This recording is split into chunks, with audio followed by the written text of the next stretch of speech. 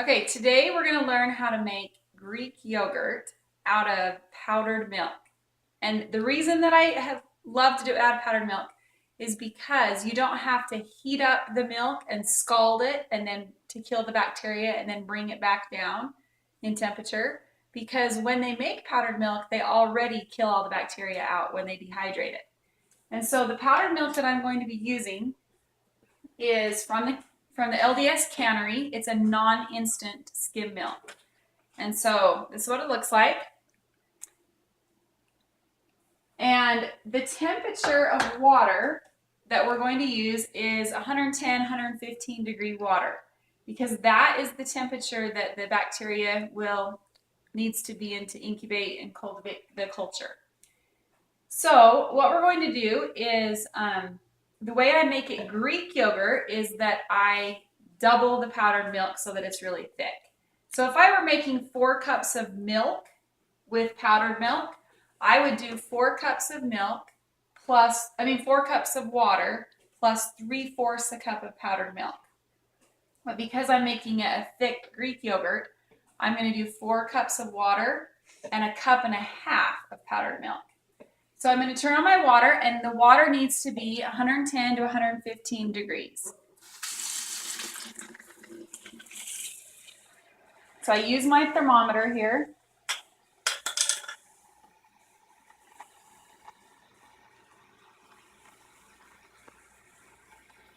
And I've got 4 cups there.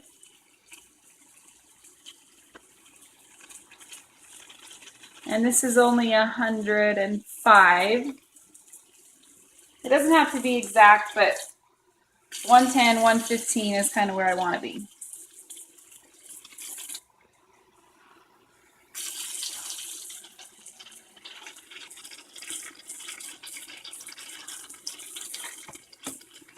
Okay.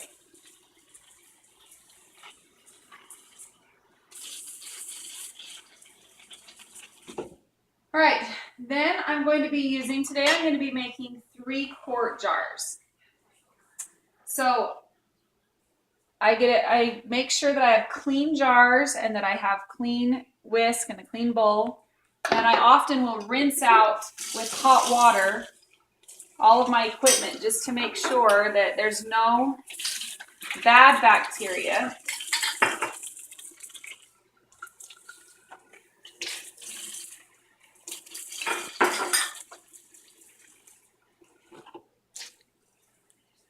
Okay, so what I'm going to do is put in 1.5 cups. So this is 1/2 cup. I'm going to do it 3 times. 1.5 cups of powdered milk.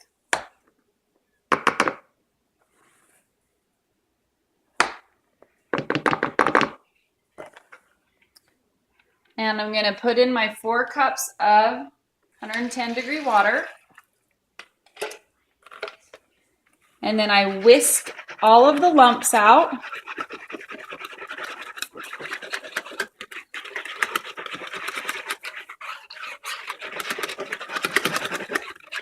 And then I add 1/4 cup of plain yogurt. So this isn't vanilla yogurt, this is plain yogurt that I got from the store.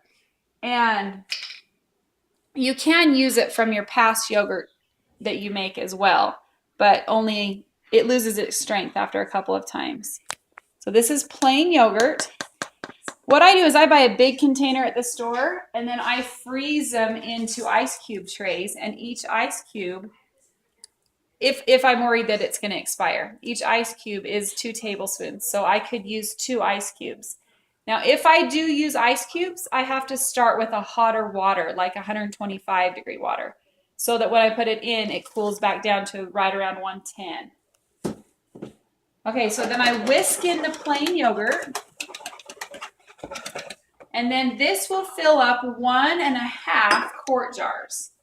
And you want the foam and everything.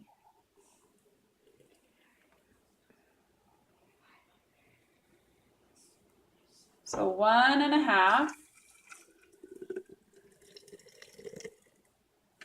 And then I'm just going to repeat that one more time, that whole process.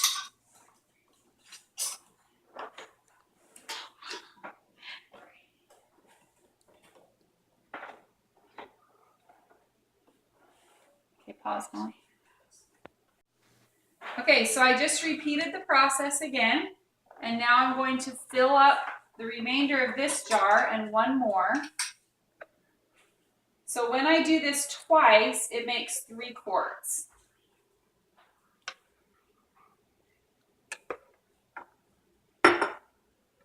I often do this 4 times and do 6 quarts.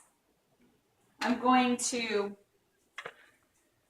put them in a cooler that has 110-degree water.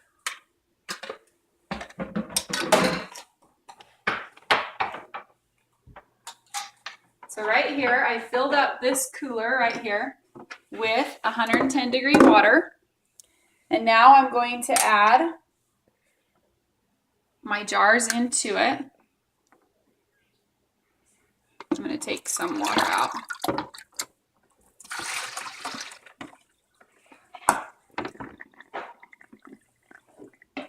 So I usually use a bigger cooler and make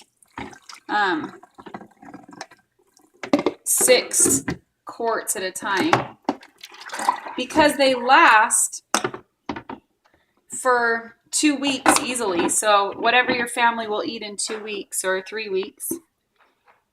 Okay, then I'm going to put the lid on my cooler and I just leave it here on my counter for 8 hours. And after sitting at 8 hours at 110 degrees, it is a thick yogurt. And then you just put it in the fridge. Now, I might check it after about 6 hours. And if the water temperature has dropped and it's a low temperature, then I'll take the water out and put 110 back in. So if you check it at like 8 hours and it's not thick yet, just get the water to the right temperature again. And then you can give it a couple more hours and it will be done. And it's a really thick yogurt. And then you just refrigerate it afterwards. And this is the container I usually buy the yogurt in. It's just a plain yogurt. You have to make sure that it has active bacteria in it. And then you'll get a thick yogurt when you're done.